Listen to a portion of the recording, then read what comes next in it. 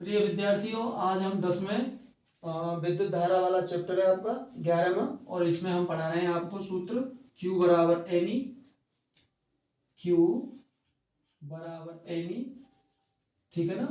और एक सूत्र पढ़ाऊंगा इसी में मैं, Q equal to I T, क्योंकि धारा वाला सूत्र है ये।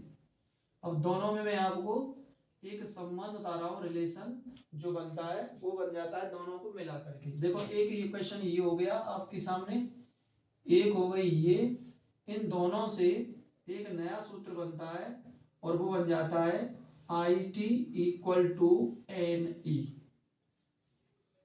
अब दूर दूर क्यों लिख रहा हूं, इसका भी पर्पज है। दूर दूर लिखने का मतलब मेरा ये है कि Q का मतलब होता है आवेश। Q का मतलब क्या है? आवेश। आवेश।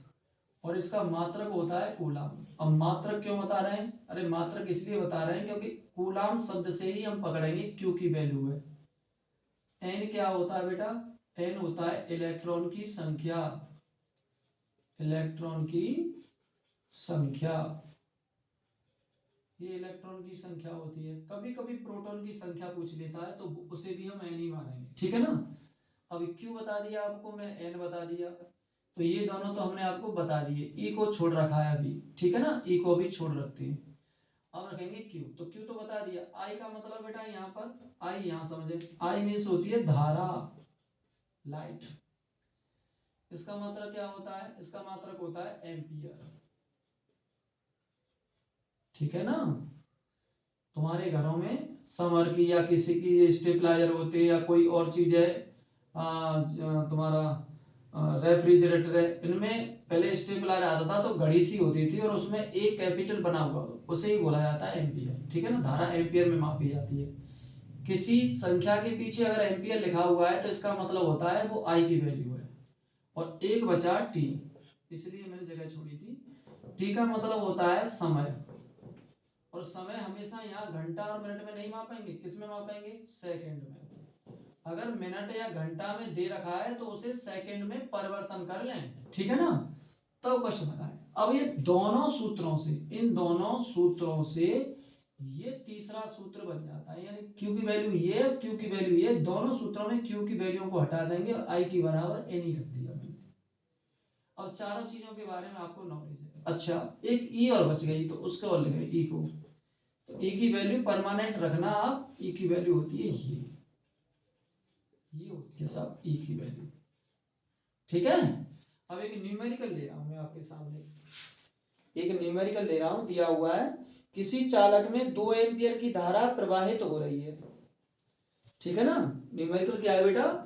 किसी चालक में, ये एक न्यूमेरिकल ले रहा हूं मैं, किसी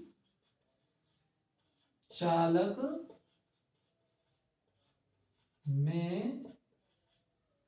2 एम्पियर की धारा प्रवाहित हो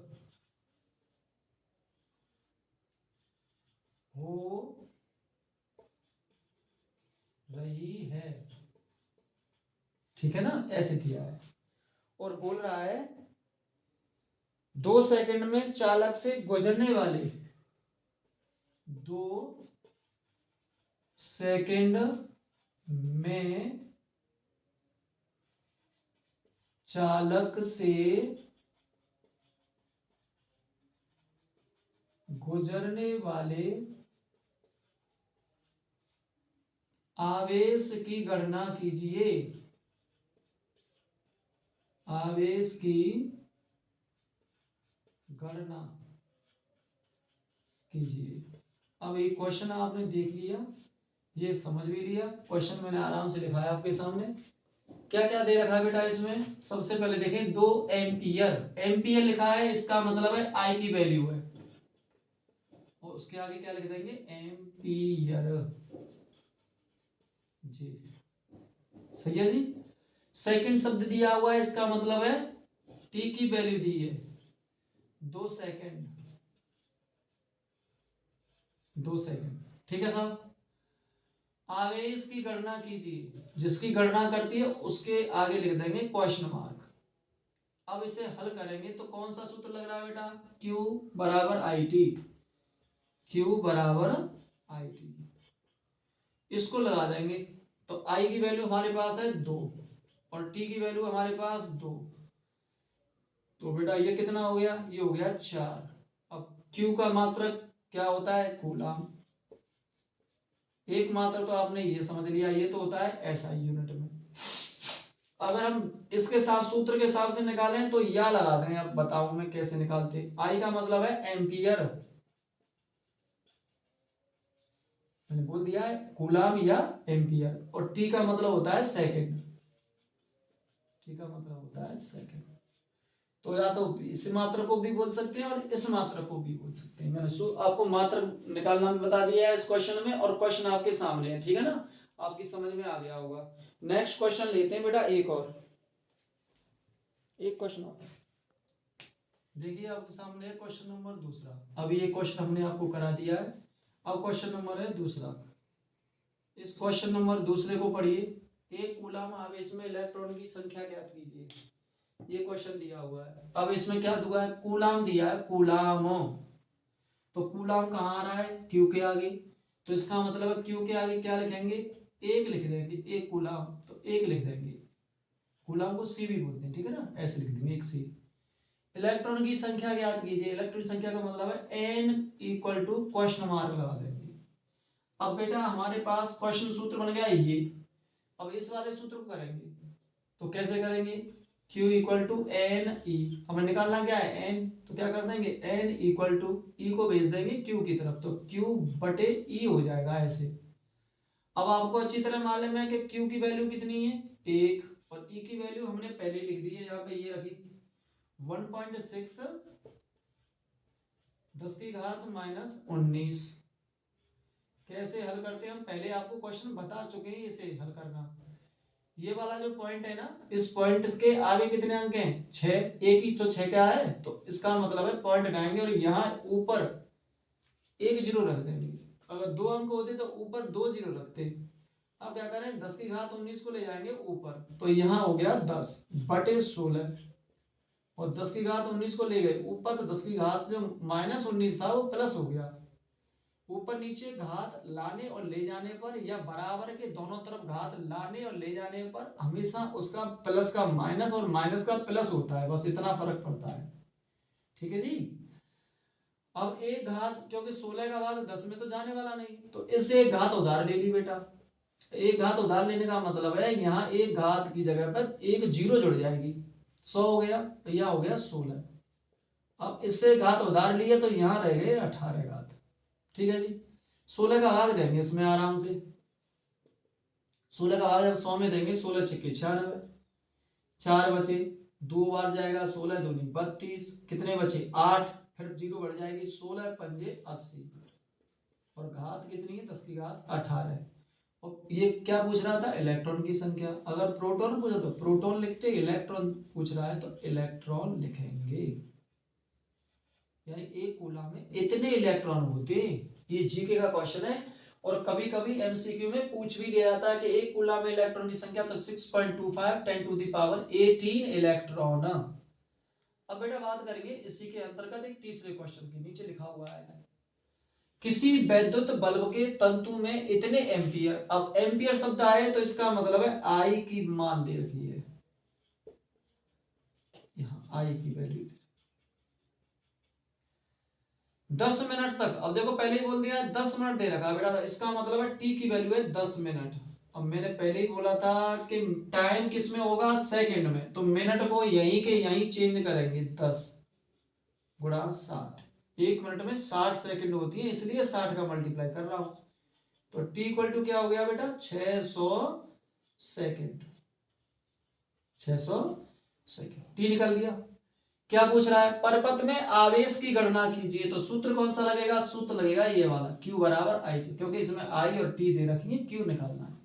तो बेटा यहां हो जाएगा इतने में, Q इक्वल टू क्या कर देंगे आई टी, तो Q इक्वल टू आई का मान कितना है बेटा, आई का है 0.5 इंटू इसका कितना है, ठीक है 600, अब देखें यहाँ पे पॉइंट हटाएंगे, 1 0 लगाएंगे, ये हो गया 5, 5 से काटेंगे से 2 बार, और 2 से 600 काटेंगे 300 बार, तो कुल मिला के बात कितनी आई 300।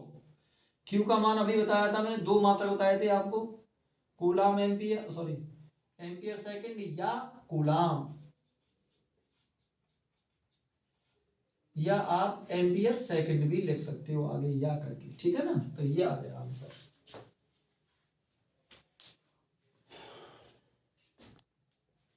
अब आपके सामने क्वेश्चन दिए हैं 2, एक चौथा क्वेश्चन है, एक पांचवा है, वेरी वेरी इंपॉर्टेंट क्वेश्चन है, पांचों क्वेश्चन मैंने छांट के लिए अनसॉल्व से। आशा करता हूं 100% आपकी समझ में भी आ रहे होंगे और क्वेश्चन भी पेपर में आने वाले हैं। क्वेश्चन इस प्रकार है, पहला, एक चालक 1.6 एम्पियर की धारा, देखो आई बोल दिया है तो यहां लिखते जाए, आई इक्वल टू दिया है उसने 1.6 एम्पियर प्रति सेकंड, यानी कि t इक्वल टू दिया है 1 सेकंड, प्रति सेकंड का मतलब होता है हर सेकंड, 1 सेकंड में गुजरने वाले इलेक्ट्रॉन की संख्या ज्ञात करनी है, n निकालना है आपको, क्या निकालना है, n निकालना है, ठीक है। अब इस वाले क्वेश्चन को हम कैसे सॉल्व करेंगे, ठीक है साहब, तो हम इसी को सूत्र को लगाएंगे, इस वाले सूत्र को, कौन से को लगाएंगे बेटा, Q बराबर आई टी से, और आप जानते हो यहां हो जाएगा n, Q की वैल्यू लगा देंगे n ई, और यहां हो जाएगा आई टी। अब समझ में आ गया होगा मैंने एक क्यों लिखा था, हाँ जी, क्योंकि इलेक्ट्रॉन भी पूछ रहा है धारा वाले क्वेश्चनों में, तो ये वाला इस्तेमाल करेंगे, और वो बना दिया मैंने। अब n पूछ रहा है बेटा, तो n को तो हाथ लगाएंगे नहीं, ई का मान आपके सामने दे रखा है, मैंने ये लिख दिया है पहले ही, ये लिख दिया है देखो, तो ये से लगा देंगे यहाँ 1.6 और 10 की घात -19, आई मैंने पहले ही बोल दिया 1.6 इंटू टी कितना दिया है 1 सेकंड, ये हो गया। अब इससे ये तो गया बेटा कट, तो n कितना आया 10 की घात 19 को भेज देंगे उधर, तो 1 गुणा 10 की घात 19 धन की हो जाएंगी बेटा ऐसे, तो n कितना आया 10 की घात 19 इलेक्ट्रॉन, इतने इलेक्ट्रॉन आए बेटा, ठीक है। अब क्वेश्चन की चर्चा करेंगे हम अगले की, इस वाले क्वेश्चन की चर्चा करेंगे, ये समझ में आपकी आ गया होगा, ठीक है ना। अरे जब इलेक्ट्रॉन पूछ रहा है, धारा दे रखी है, तो हमेशा Ne equal to I T वाला सूत्र लगाते हैं, ये मैंने पहले लिख दिया था, ठीक है ना, इसकी वैल्यू मैंने पुट कर दी है। अब क्वेश्चन करेंगे इस वाले की बात, बिंदु ए से बी की ओर इतने इलेक्ट्रॉन, तो n दिया है आपका 10 की घात 8, ठीक है साहब इलेक्ट्रॉन, और 10 की घात इतने सेकंड में, तो t दी है 10 की घात -4 सेकंड में प्रभावित होते हैं, कितनी वैद्युत धारा किस दिशा में प्रवाहित होगी। सबसे पहले तो वैद्युत धारा की दिशा समझ लें, वैद्युत धारा माइनस से प्लस की ओर बहती है, अब इतने इलेक्ट्रॉन ए से बी की ओर जा रहे हैं, तो इसकी दिशा हमेशा हो जाएगी बी से ए की ओर, पहली दिशा तो बता दी मैंने आपको। अब इसे सॉल्यूशन और बताऊंगा मैं, तो सॉल्यूशन में क्या करेंगे, Q equal to I T सूत्र का प्रयोग करेंगे, आई टी, अब Q की जगह क्या करेंगे, पुट करेंगे, Q बराबर एन ई होता है ना, तो एन ई लगा देंगे यहाँ, एन ई इक्वल टू हो जाएगा आई टी। अब इस वाले सूत्र से हम हल करेंगे इसे, तो n कितनी है बेटा 10 की घात 8, ई कितनी है 1.6, मैंने पहले ही बोल दिया, ये आपको हर क्वेश्चन में लगाना है ऐसे ही, ये दिया है। आई कितनी है, आई है आपके पास निकालनी है, धारा निकालनी है, सॉरी आई निकालनी है, और टी है आपके पास बेटा 10 की घात -4। अब इस क्वेश्चन को यहां ले जाएंगे हल करने के लिए, आई इस वाले पोर्शन को इधर लेके आएंगे, तो ये हो जाएगा 10 की घात 8 है और 10 की घात -19, तो 19 में से 8 गए तो कितने बचे, 11 बचे, तो ये हो जाएगा 1.6 गुणा 10 की घात -11। अच्छा 4 को ले जाएंगे उधर, तो 4 उधर जाएगा, तो ये हो जाएगा प्लस की घात 4। अब इसे कर लेंगे बेटा हल, तो i इक्वल टू कितना आया, इसे हल करेंगे तो 1.6 और 11 में से 4 गए तो ये हो जाएंगे -7, और i का मान किस में आता है, i का मान आता है एम्पियर में। दिशा क्या होगी, इसकी दिशा लिखेंगे, दिशा b से a की ओर, इसकी दिशा, क्योंकि इलेक्ट्रॉन पर माइनस आवेश होता है तो माइनस से प्लस की ओर की दिशा होगी। तो आज हमने आपको 5 क्वेश्चन कराए बेटा। अगले क्वेश्चनों में हम अगले सूत्र के साथ एक नई वीडियो में मिलेंगे। तब तक के लिए हम आपसे विदा मांगते हैं। जय हिंद, जय भारत।